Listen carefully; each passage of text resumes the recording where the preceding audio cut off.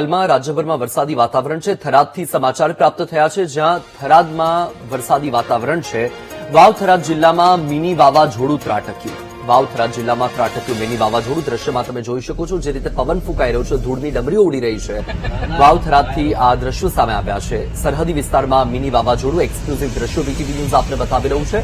જે વાહન ચાલકો રસ્તા પરથી પસાર થતા હતા તેમને પણ મુશ્કેલી વેઠવાનો વારો આવ્યો. એક તરફ કાળા ડિબાંગ વાદળો અને બીજી તરફ ભારે પવન ફૂંકાયો. ભારે પવન સાથે ધૂળની ડમરી પણ ઉડતી જોવા મળી, જેના કારણે વાહન ચાલકો મુશ્કેલીમાં મુકાયા.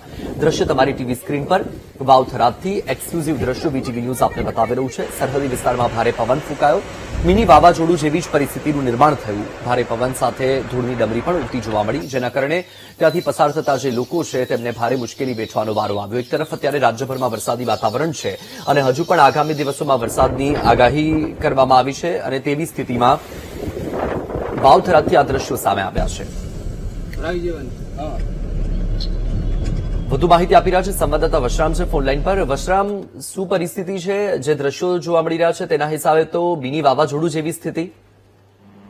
વાવથરા જિલ્લાના સરહદી વિસ્તારમાં આખા દિવસના ઉકળાટ બાદ ચોથના સમયે અચાનક ધૂળની ડમરીઓ સાથે આંધી આવી હતી, જેના બાદ જોરદાર વરસાદનું આગમન થતા ખેડૂતોમાં ખુશીની લહેર જોવા મળી હતી.